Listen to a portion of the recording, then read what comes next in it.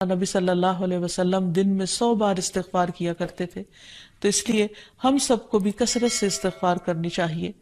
استغفار بیماریوں کا علاج بھی ہے اور اللہ کے عذاب سے بچانے والا بھی، اللہ سبحانہ وتعالیٰ کی رحمت پانے کا ذریعہ ہے، اور پھر بارش کے نزول کا ذریعہ بھی ہے، زراعت میں برکت کا ذریعہ، کبیرہ اور صغیرہ گناہوں سے معافی کا ذریعہ، اچھا اعمال نامہ پانے کا ذریعہ، یعنی قیامت کے دن انسان کو جن کی بخشش ہوگی ان کو خوشخبری دی جائے گی اور ان کا نامہ اعمال جو ہے وہ بہترین نامہ اعمال ہوگا۔ پھر جنت میں درجات کی بلندی استغفار کی وجہ سے ہوگی۔ تو اس لیے ضروری ہے کہ ہم اٹھتے بیٹھتے اپنے گناہوں کی معافی مانگتے رہیں، اور استغفار کے لیے انسان اپنی زبان میں بھی اللہ تعالیٰ سے بخشش مانگ سکتا ہے، لیکن بہتر یہ ہے کہ اگر انسان قرآنی دعاؤں اور مسنون دعاؤں کا سہارا لے اور ان کو سیکھ بھی لے، کیونکہ یہ ہم سب کی ضرورت ہے۔ سورۃ نوح میں اللہ سبحانہ وتعالیٰ فرماتے ہیں، حضرت نوح علیہ السلام نے اپنی قوم کو استغفار کرنے کو کہا، اور کیا کہا؟ فَقُلْتُ اسْتَغْفِرُوا رَبَّكُمْ، میں نے اپنی قوم سے کہا کہ اپنے رب سے استغفار کرو، اپنے رب سے معافی مانگو۔ تو نتیجہ کیا ہوگا؟ إِنَّهُ كَانَ غَفَّارًا، بے شک وہ بہت زیادہ معاف کرنے والا ہے۔ يُرْسِلِ السَّمَاءَ عَلَيْكُمْ مِدْرَارًا، تم پر آسمان سے خوب بارشیں برسائے گا، آسمان کو تم پر برسنے والا بنا دے گا۔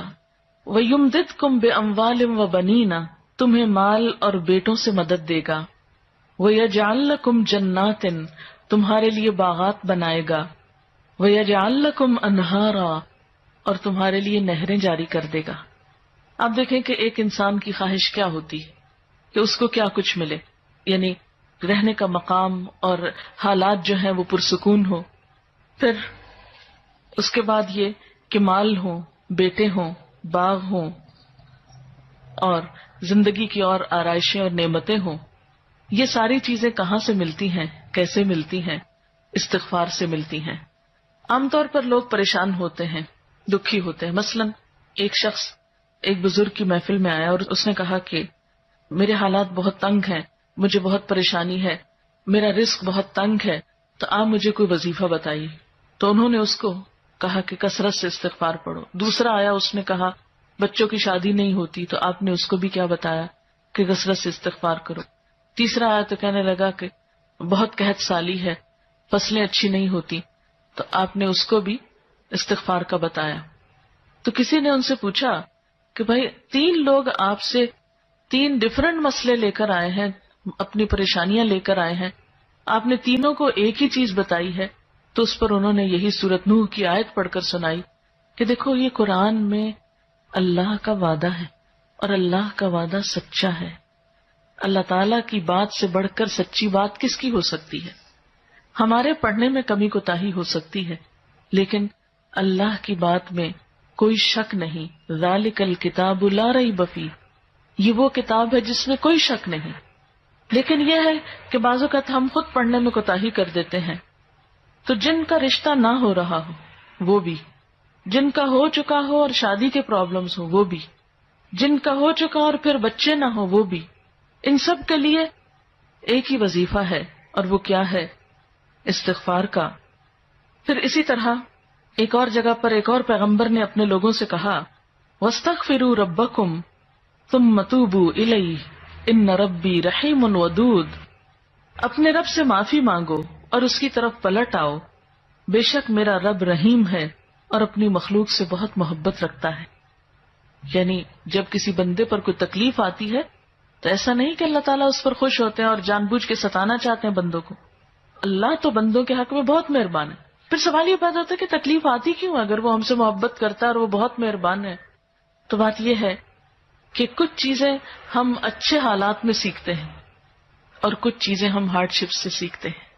کچھ نعمتوں کی قدر ہم اچھے طریقے سے ویسے ہی کر لیتے ہیں، اور کچھ چیزوں کی قدر ہمیں اس وقت آتی ہے جب کوئی مشکل پیش آتی ہے۔ آپ دیکھیے کہ اس کی مثال یوں ہی ہے کہ جیسے کچھ کھانے آپ کچے ہی کھا لیتے ہیں، جیسے فروٹس وغیرہ ہیں، آپ کو پکانے کی ضرورت نہیں ہوتی، لیکن کچھ کھانے آپ کو پکا کر کھانے ہوتے ہیں۔ اسی طرح زندگی میں کچھ حالات ایسے ہوتے ہیں کہ جن میں آپ آرام سے سیکھ جاتے ہیں، یا کچھ باتیں آپ کو بغیر کسی مشکل کے سمجھ میں آ جاتی ہیں، لیکن کچھ باتیں آپ کو مشکل آنے پر سمجھ آتی ہیں. اور جس طرح انسان پختہ اور میچیور ہوتا ہے مشکلات میں، آپ نے دیکھا ہوگا کہ جو بچے ہارڈ شپس میں پلتے ہیں وہ بڑے ہو کر ان میں اسٹیمنا زیادہ ہوتا ہے، لیکن جو بچے بہت نعمتوں میں اور نازوں میں پلتے ہیں وہ اتنے بہادر اور اتنے ہمت والے نہیں ہوتے. اس لیے دھوپ اور چھاؤں، غم اور خوشی، دونوں اس کائنات کا حسن ہے. دن اور رات ایک بہت بڑی نشانی ہے ہمارے لیے.